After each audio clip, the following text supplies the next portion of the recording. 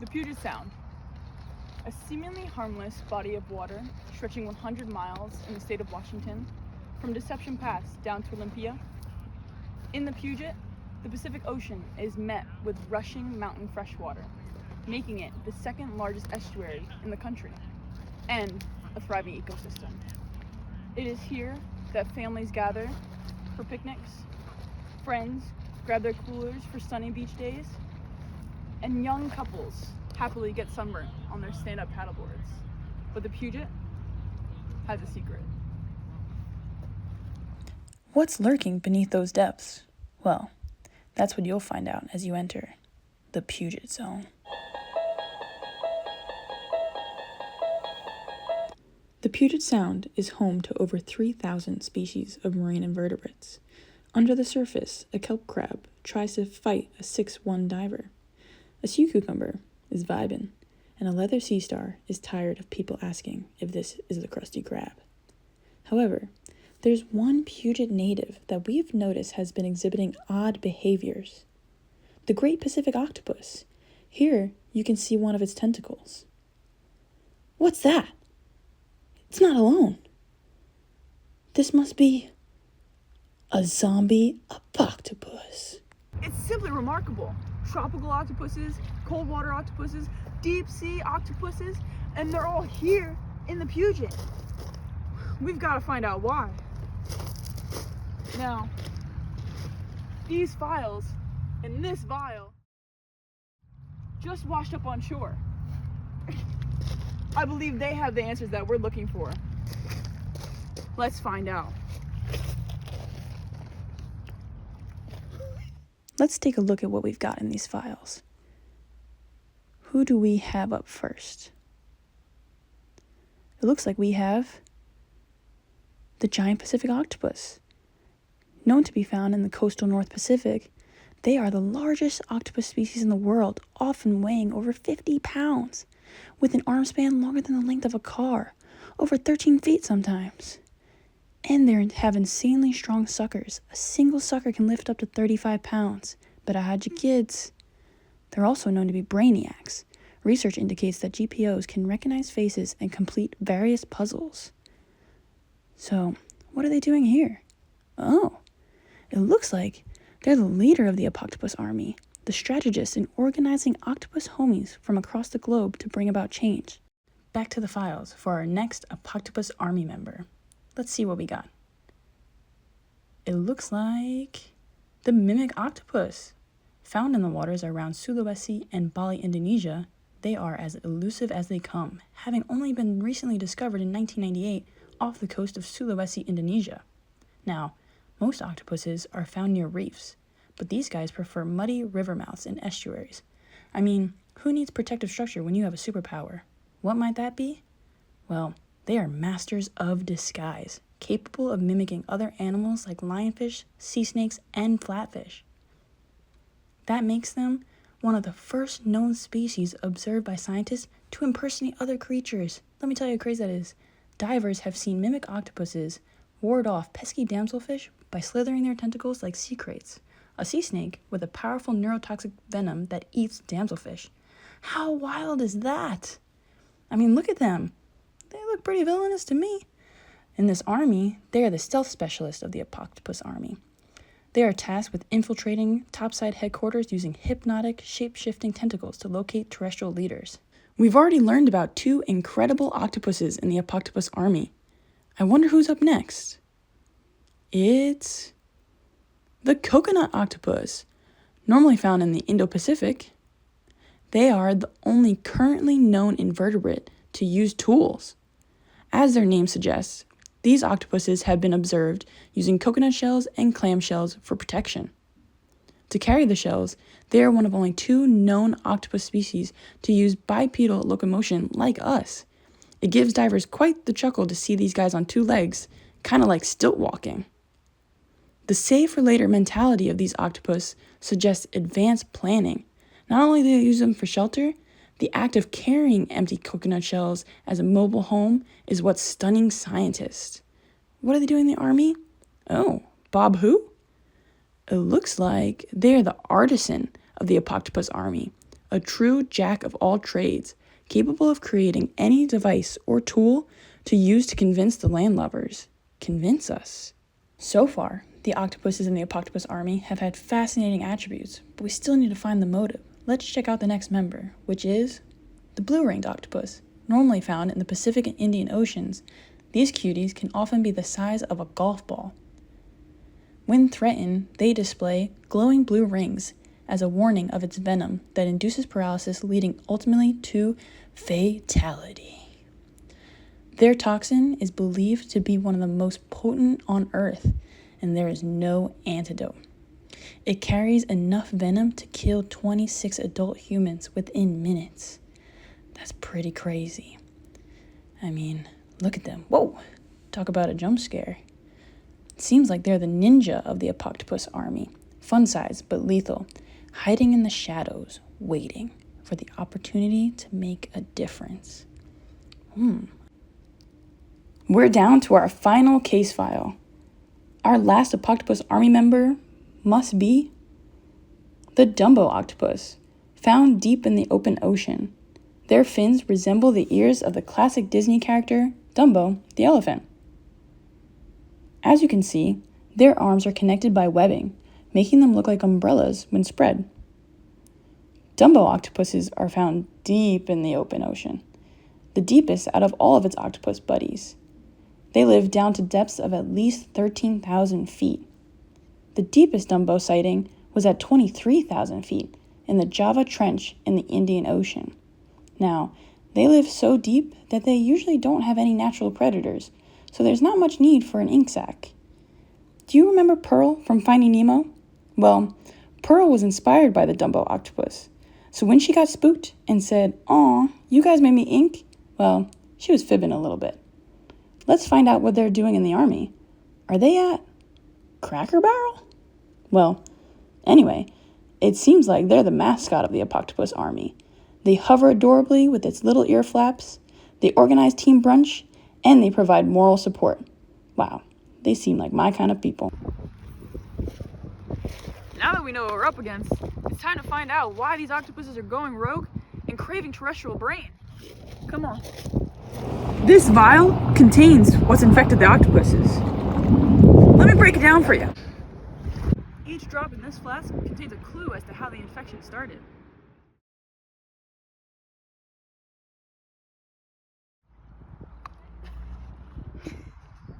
Let's take a closer look at this drop. Oh, cute! Oh no, it looks like plastic pollution's hit our deep ocean. Let's hear more from them. Plastic?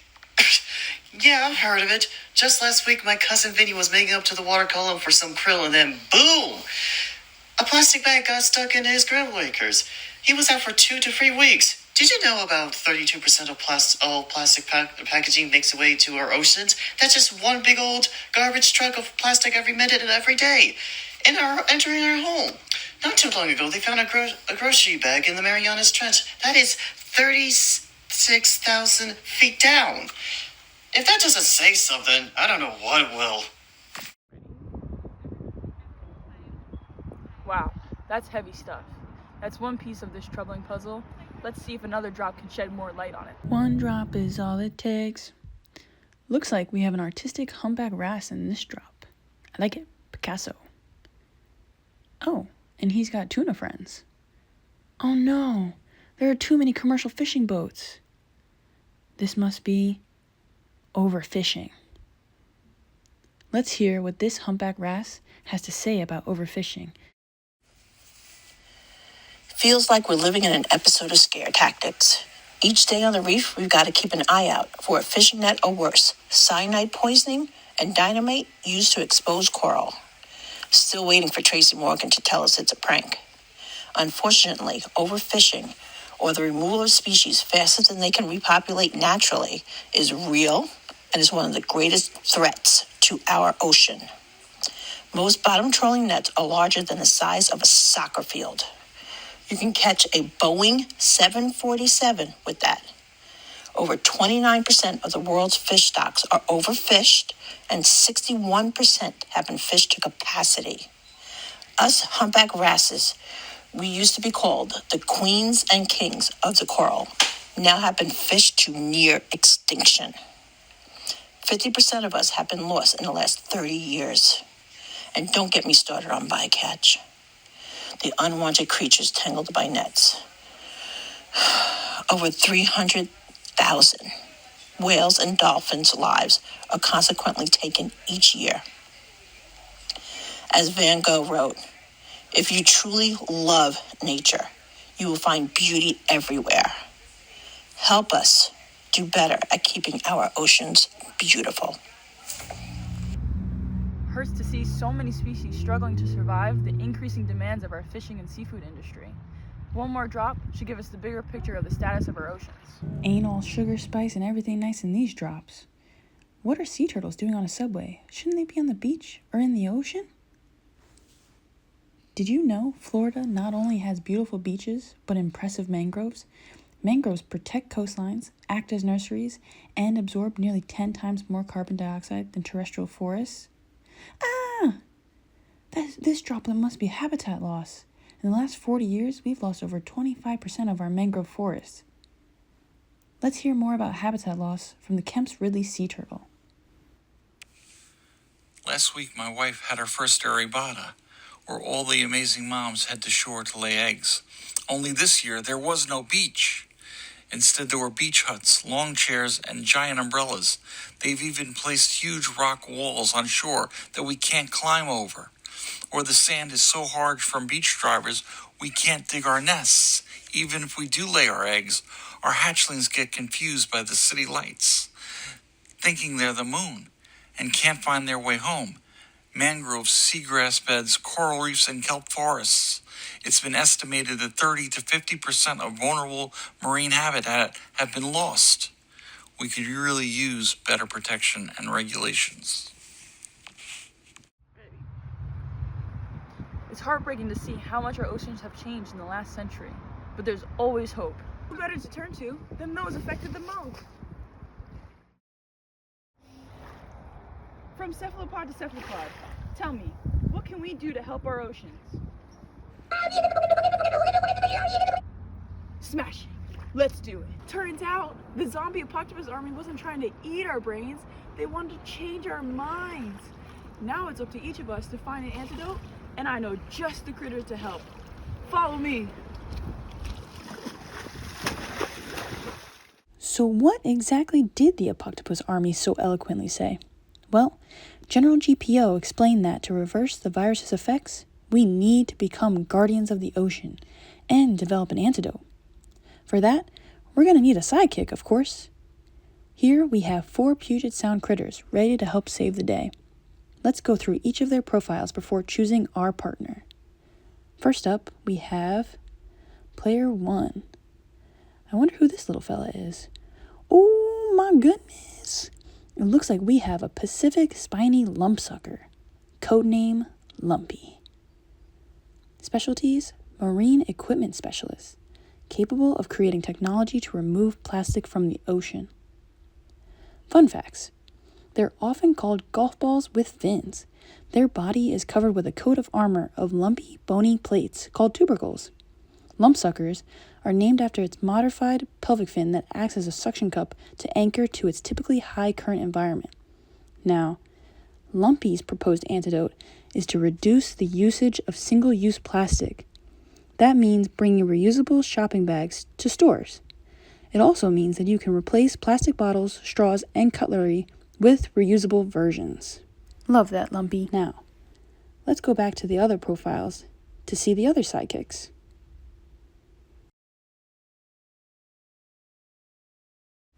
And we're back to take a look at our next profile, which is Player 2. Nice. It looks like we have a stubby squid, codename Stubby. Specialties: Brainiac, a cartography specialist in mapping the sea floor, working to enhance our network of marine protected areas across the globe. Fun facts: stubby squids are googly-eyed and often bright purple, likened to a stuffed animal growing on average 2 to 4 inches in length. They also secrete a defensive mucus layer, or jello jacket, to protect themselves from polluted waters. Stubby's proposed antidote is to clean our vulnerable ecosystems. Now that can mean participating in local beach cleanups, disposing of trash properly, or following the principles of reduce, reuse, and recycle. You know what, Stubby? Those are some great ideas. Let's take a look at the other profiles and see what the other sidekicks are doing.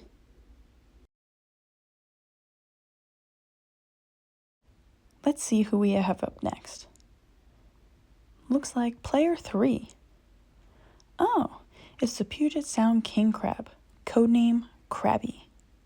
Specialties: gourmet chef, vegan and vegetarian cuisine specialist, prepares dishes sourced via sustainable fishing practices. Fun facts: the Puget Sound king crab is built like an underwater mini tank, with its carapace covered in bumps for protection and to blend in with rocky substrate. They use their left claw to crush prey while using their right claw to cut prey into manageable portions for its hungry belly. Krabby's proposed antidote is to minimize the consumption of seafood. That can be meatless Mondays or fishless Fridays. We can also give meat alternatives a shot and try our best to reduce food waste. It's also good to check labels and choose certified sustainable seafood. These all seem like great solutions, Krabby. Let's go back and see what the other profiles are. Down to our final profile. We have player 4. Sweet. This time around we have the clown Dorid, codename Nudie. Specialties: entertainment specialist. Nudie ensures that the world can still make positive changes for our oceans. Fun facts: as a species of nudibranch or sea slug, the orange frills are naked gills, and the two that are atop its head, those are called rhinophores, and they're used for smelling. Clown Dorids are known to walk on water. They use a slime secretion to crawl upside down on the undersurface of tide pool water. Nudie's proposed antidote is to spread ocean awareness. That can be done by following ocean health supportive accounts, by donating to conservancy-related organizations, and by continuing to learn about our dope marine world. Nudie, that sounds like a brilliant idea. Now let's head back and see what the next step is. Now that we've met all the potential sidekicks, let's make a difference. Comment which noble seed you're choosing and write your own personal antidote on your journey to helping our oceans. Time to choose your sidekick. Here, I'll go first. I gotta go with my main squeeze, Lumpy. I mean, look at this guy. Gotta be one of the cutest critters in the Puget, that's for sure. Oh, well, thank you. Now back to you all. Dear future guardians of the ocean, what is your antidote? Me and Lumpy, we're going to pledge our own personal antidote below. I pledge to reduce my plastic usage and continue to spread awareness about the awesomeness of our oceans. In case you need inspiration, here are some potential antidotes to add to your daily life, like reducing single-use plastic, using reusable shopping bags, using products made of recycled ocean plastic, meat alternatives, volunteering for beach cleanups, using the principle of reduce, reuse, and recycle, reducing your food waste, following ocean health accounts, fishless Fridays, donating to ocean nonprofits, disposing of your trash properly, meatless Mondays, checking for certified sustainable products, and most importantly, to keep learning and to love our oceans. Guys, I think it's working. It looks like the virus is fading. But we need you all to keep administering your antidotes in the comments. Congratulations! You are all now guardians of the ocean. Let's remember to love our oceans and all the fabulous flora and fauna that call it home. Thank you all so much for following along. The Puget Zone. Zombie Apoctopus.